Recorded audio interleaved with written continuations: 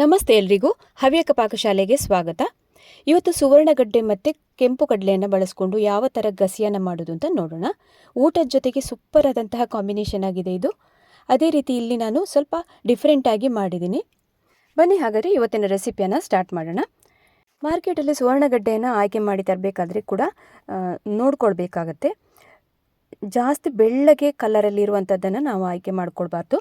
ಲೈಟಾಗಿ ಪಿಂಕ್ ಕಲರಲ್ಲಿ ಇರಬೇಕು. ಆವಾಗ ಅದರಲ್ಲಿ ಜಾಸ್ತಿ ತುರಿಕೆ ಎಲ್ಲ ಬರೋದಿಲ್ಲ ಮತ್ತು ಬೇಗನೂ ಬೇಯುತ್ತೆ ನಮಗೆ. ಈಗ ನೋಡಿ, ನಾನು ಅರ್ಧ ಭಾಗದಷ್ಟು ಸುವರ್ಣಗಡ್ಡೆಯನ್ನು ತಗೊಂಡು ಹೊರಗಿನ ಸಿಪ್ಪೆಯನ್ನೆಲ್ಲ ನೀಟಾಗಿ ತೆಕ್ಕೊಳ್ಬೇಕು. ಅಕಸ್ಮಾತ್ ಎಲ್ಲಿಯಾದರೂ ತುರಿಕೆ ಕಂಡು ಬಂತು ಅಂತಂದರೆ ಸ್ವಲ್ಪ ಕೈಗೆಲ್ಲ ತೆಂಗಿನ ಎಣ್ಣೆ ಏನಾದರೂ ಹಚ್ಕೊಳ್ಬೋದು. ಚಾಕುವಿನ ಸಹಾಯದಿಂದ ಕಷ್ಟ ಅಂತ ಆಗುವವರು ಏಳಿಗೆ ಮಣೆಯನ್ನು ಕೂಡ ಬಳಸ್ಕೊಂಡು ಇದರ ಸಿಪ್ಪೆಯನ್ನಾದರೂ ತೆಗಿಬೋದು. ಸಣ್ಣಕ್ಕೆ ಪೀಸಸ್ ಆಗಿ ಕೂಡ ಕಟ್ ಮಾಡೋದಕ್ಕೆ ಈಸಿ ಆಗುತ್ತೆ. ಈಗ ನಾನಿಲ್ಲಿ ಚಾಕುವಿನ ಸಹಾಯದಿಂದ ಎಲ್ಲ ಸಿಪ್ಪೆಯನ್ನೆಲ್ಲ ತೆಕ್ಕೊಂಡಿದ್ದಾಯಿತು. ಇನ್ನು ಸಣ್ಣ ಪೀಸಸ್ ಆಗಿ ಕಟ್ ಮಾಡೋದಕ್ಕಿಂತ ಮುಂಚೆ ನಾವು ಇದನ್ನು ನೀರಲ್ಲಿ ಹಾಕಿ ಒಮ್ಮೆ ಚೆನ್ನಾಗಿ ತೊಳ್ಕೊಳ್ಬೇಕಾಗತ್ತೆ. ಅದರಲ್ಲಿ ಮಣ್ಣಿನ ಅಂಶ ಅಥವಾ ಏನಾದರೂ ಧೂಳೆಲ್ಲ ಇದ್ರೆಲ್ಲ ಕ್ಲಿಯರಾಗಿ ಹೋಗುತ್ತೆ ನೋಡಿ.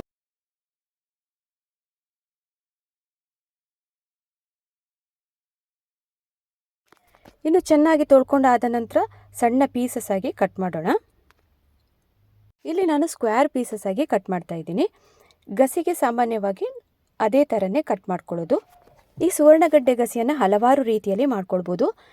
ಇಲ್ಲಿ ನಾವು ಮಸಾಲೆ ಪದಾರ್ಥಗಳನ್ನು ಹುರಿದು ಕೂಡ ಹಾಕ್ಕೊಳ್ಬೋದು ಅಥವಾ ಹಸಿ ಕೂಡ ಹಾಕಿ ಮಾಡೋದು ಕೂಡ ತುಂಬ ರುಚಿಯಾಗಿ ಬರುತ್ತೆ. ನಾನಿಲ್ಲಿ ಇವತ್ತು ಹಸಿ ಮಸಾಲೆ ಪದಾರ್ಥಗಳನ್ನು ಹಾಕಿ ಯಾವ ಥರ ಗಸಿಯನ್ನು ರೆಡಿ ಮಾಡೋದು ಅಂತ ತೋರಿಸ್ತಾ ಇದ್ದೀನಿ. ನೀವೀಗ ನೋಡ್ತಿರ್ಬೋದು, ಇದೇ ಅಳತೆಯಲ್ಲಿ ಮಾಡಿಕೊಂಡ್ರೆ ಆಯಿತು. ಸ್ಕ್ವೇರ್ ಪೀಸ್ ಆಗಿ ನೋಡಿ, ಇಷ್ಟು ದೊಡ್ಡಕ್ಕೆ ಬಂದರೆ ಸಾಕಾಗುತ್ತೆ. ಪ್ರತಿಯೊಂದು ಪೀಸನ್ನು ಕೂಡ ಅದೇ ಥರನೇ ರೆಡಿ ಮಾಡಿ ಇಟ್ಕೊಂಡಿದ್ದೀನಿ ನಾನಿಲ್ಲೀಗ.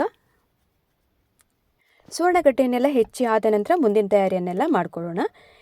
ಇನ್ನಿದನ್ನು ಬೇಯಿಸ್ಕೊಳ್ಳೋದಕ್ಕೆ ನಾವೀಗ ಹುಣಸೆ ಹಣ್ಣನ್ನು ಸ್ವಲ್ಪ ನೆನೆ ಹಾಕ್ಕೊಳ್ಬೇಕಾಗತ್ತೆ. ಈ ರಸವನ್ನು ಹಾಕ್ಕೊಂಡ್ರೆ ನಮಗೆ ತುರಿಕೆ ಕೂಡ ಕಡಿಮೆ ಆಗುತ್ತೆ. ಅದಕ್ಕೋಸ್ಕರ ಒಂದು 5ರಿಂದ 10 ನಿಮಿಷ ಕಾಲ ಅದು ನೆನೆಯಲಿ. ಅದಕ್ಕಿಂತ ಮುಂಚೆ ಈಗ ನಾನಿಲ್ಲಿ ಕೆಂಪು ಕಡಲೆನ ನೆನೆಸ್ಕೊಂಡಿದ್ದೀನಿ. ನೋಡಿ, ಇಲ್ಲಿ ಅರ್ಧ ಕಪ್ ಆಗೋಷ್ಟು ಕೆಂಪು ಕಡಲೆನ ಮುಂಚಿನ ದಿವಸ ರಾತ್ರಿನೇ ನಾನು ನೆನೆ ಹಾಕಿದ್ದೆ. ಇದನ್ನು ಇನ್ನೀಗ ನೀರನ್ನೆಲ್ಲ ಬಸ್ತು ಕುಕ್ಕರಲ್ಲಿ ಬೇಯೋದಕ್ಕೆ ಹಾಕೋಣ. ಸುವರ್ಣಗಡ್ಡೆ ಮತ್ತು ಕೆಂಪು ಕಡಲೆ ಎಲ್ಲವನ್ನು ಒಟ್ಟಿಗೆ ಹಾಕಿ ಬೇಯಿಸ್ಕೊಳ್ಳೋದು. ಒಂದು ಸೀಟಿ ಬಂದರೆ ಸಾಕು. ಅಕಸ್ಮಾತ್ ನಿಮಗೆ ಬೇಯಲಿಲ್ಲ ಅಂತಂದರೆ ಇನ್ನೊಂದು ಸೀಟಿ ಕೂಗಿಸ್ಕೊಂಡು ಚೆನ್ನಾಗಿ ಬೇಯಿಸ್ಕೊಳ್ಬೋದು. ಈಗ ಹೆಚ್ಚಿಟ್ಟಂತಹ ಸುವರ್ಣಗಡ್ಡೆ ಹೋಳುಗಳನ್ನೆಲ್ಲ ಕುಕ್ಕರಲ್ಲಿ ಹಾಕಿದ್ದೀನಿ. ಇನ್ನೀಗ ನೆನೆಸಿಟ್ಟಂತಹ ಕೆಂಪು ಕಡಲೆಯನ್ನು ಕೂಡ ಅದರ ಒಟ್ಟಿಗೆ ಹಾಕ್ಕೊಳ್ತಾ ಇದ್ದೀನಿ. ನೆಕ್ಸ್ಟು ನಾವಾಗಲೇ ನೆನೆ ಹಾಕಿದಂತಹ ಹುಣಸೆ ಹಣ್ಣಿನ ರಸವನ್ನು ಕೂಡ ಇದರ ಒಟ್ಟಿಗೆ ಹಾಕ್ಕೊಳ್ಬೇಕು. ಹುಣಸೆ ಹಣ್ಣಿನ ರಸವನ್ನು ಕೂಡ ಹಾಕಿದ್ದಾಯಿತು. ಇನ್ನೀಗ ಸ್ವಲ್ಪ ಉಪ್ಪನ್ನು ಆ್ಯಡ್ ಮಾಡ್ಕೊಳ್ತಾ ಇದ್ದೀನಿ. ಈಗ ಈ ಹಂತದಲ್ಲಿ ನಾವು ಸ್ವಲ್ಪ ಉಪ್ಪನ್ನು ಆ್ಯಡ್ ಮಾಡ್ಕೊಳ್ಬೋದು. ಕೊನೆಯಲ್ಲಿ ನಾವು ಇನ್ನೊಂದು ಸಲ ಉಪ್ಪನ್ನು ಆ್ಯಡ್ ಮಾಡ್ಕೊಳ್ಳೋದಕ್ಕಿದೆ. ಇನ್ನು ಬೇಯೋದಕ್ಕೆ ಬೇಕಾದಷ್ಟೇ ನೀರನ್ನು ಹಾಕ್ಕೊಳ್ಬೇಕಾಗತ್ತೆ. ಈ ಗಸಿ ಅಂತಂದರೆ ಸ್ವಲ್ಪ ಗಟ್ಟಿಗೆ ನಾವು ಮಾಡಿದರೆ ತುಂಬಾ ಚೆನ್ನಾಗಿ ಬರುತ್ತೆ. ಈಗ 2 ಲೋಟದಷ್ಟು ನೀರನ್ನು ಹಾಕಿ ಲಿಡ್ಡನ್ನು ಕ್ಲೋಸ್ ಮಾಡಿ ಒಂದು ಸೀಟಿ ಬಂದರೆ ಸಾಕಾಗುತ್ತೆ. ಚೆನ್ನಾಗಿ ಬೇಯುತ್ತೆ ಇದು.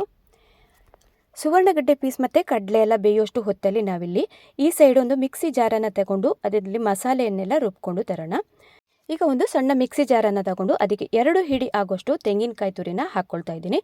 ಆಮೇಲೆ ನಿಮಗೆ ಇಲ್ಲಿ ಇವತ್ತು ಹಸಿಯದ್ದೇ ನಾನು ಮಾಡಿ ತೋರಿಸ್ತಾ ಇದ್ದೀನಿ. ಅದಕ್ಕಾಗಿ ಎಲ್ಲ ಮಸಾಲೆಗಳನ್ನು ಹಸಿಯಾಗಿ ಹಾಕ್ಕೊಳ್ತಾ ಇದ್ದೀನಿ. 2ರಿಂದ 3 ಬ್ಯಾಡಿಗೆ ಮೆಣಸಿನ್ಕಾಯಿನ ಹಾಕ್ಕೊಂಡಿದ್ದೀನಿ.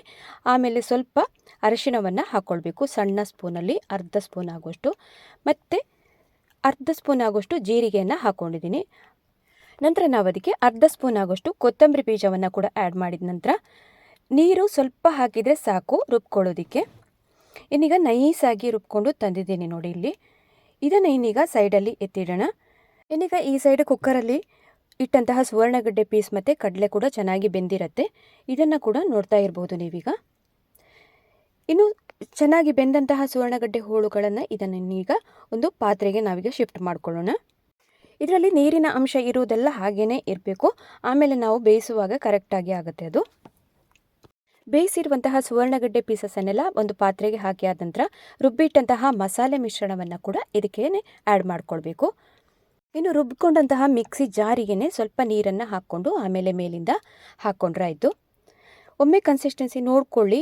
ಎಲ್ಲಾದರೂ ತುಂಬ ನೀರಾಯಿತು ಅಂತಂದರೆ ಮತ್ತೆ ಏನು ಮಾಡೋದಕ್ಕೆ ಬರೋದಿಲ್ಲ. ಅದಕ್ಕೋಸ್ಕರ ಸೌಟಿನ ಸಹಾಯದಿಂದ ನೋಡಿ ಈ ಥರ ಮಿಕ್ಸ್ ಮಾಡಿದಾಗ ನಿಮಗೆ ಗೊತ್ತಾಗತ್ತಲ್ಲ ನೋಡಿ ಇದು ಹದವಾಗಿದೆ. ಇನ್ನಿದಕ್ಕೆ ನೀರು ಮಾಡುವಂಥದ್ದೇನಿಲ್ಲ.